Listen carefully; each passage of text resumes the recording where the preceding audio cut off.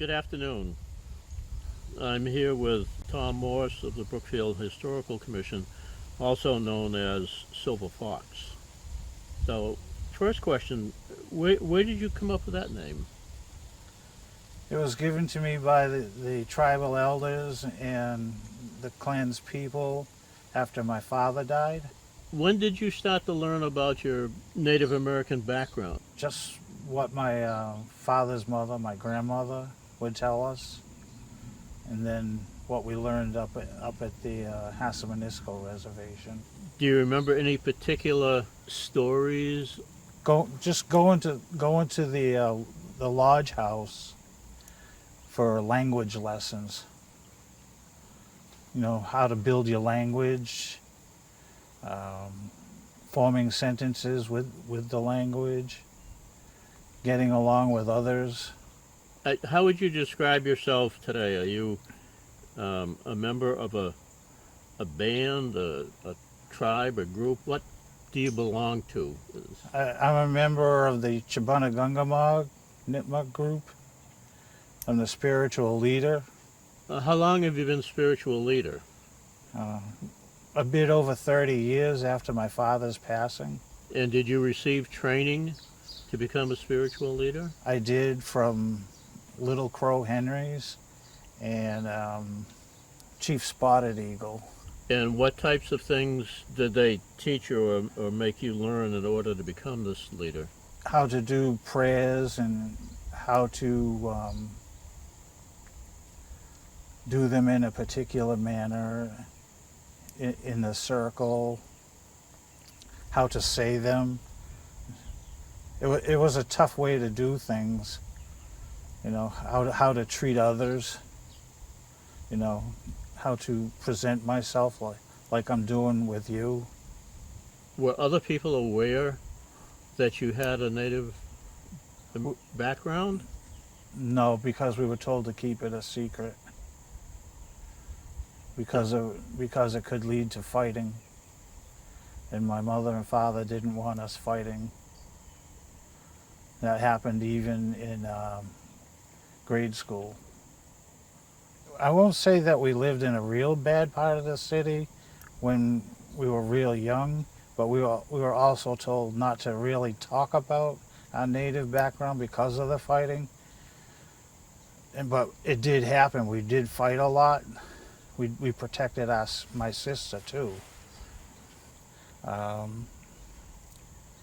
When my parents divorced, we moved to a not so real good part of the city, and my mother told me, don't ever speak, you know, about the background, because we went to Main South area, and it was not too good an area.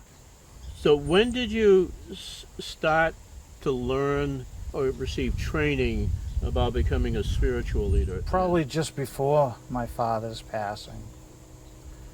And he knew he was ill, and the council back then was all family, and they knew they needed someone to step up to take his place. Did you have to learn certain prayers? Did you have to learn? Well, the prayers, yes. Interactions with other tribal groups, yes.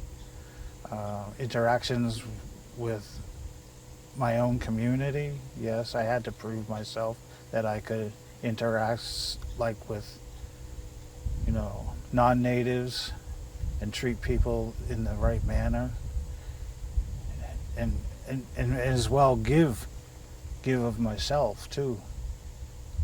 That would prove that I was worthy of the position.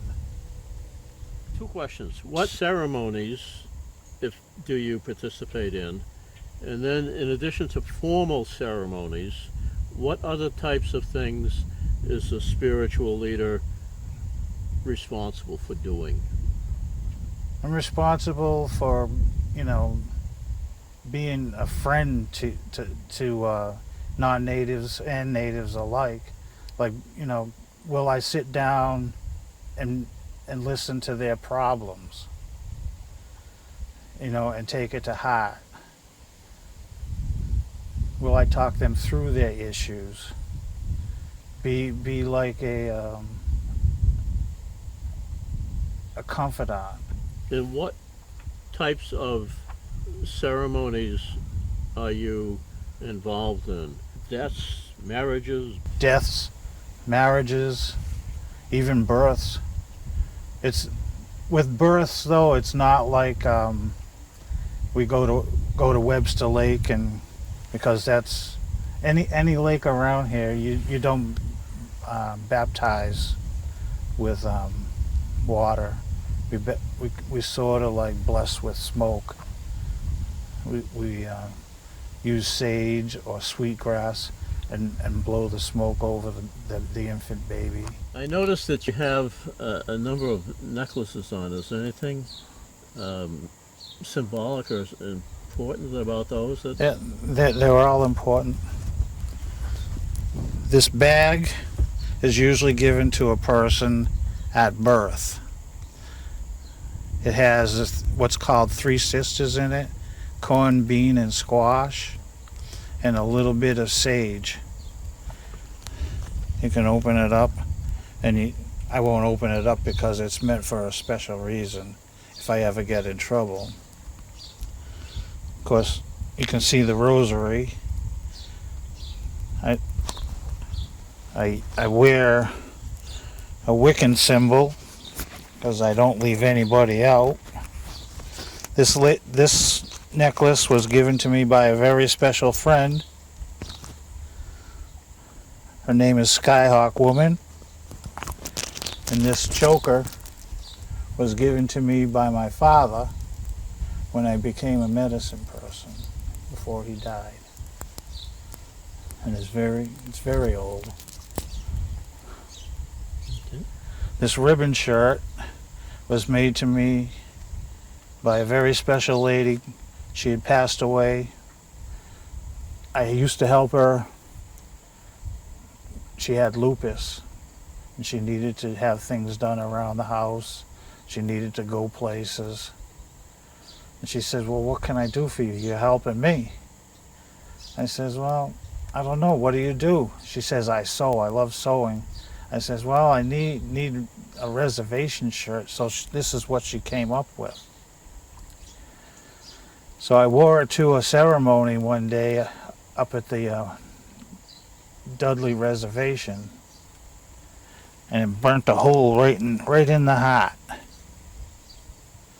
And I showed it to her. She says, I can fix that for you. I says, no. I says, we'll let it sit there. It means something. When she died, I said, I figured out what it meant. There's a hole in my heart.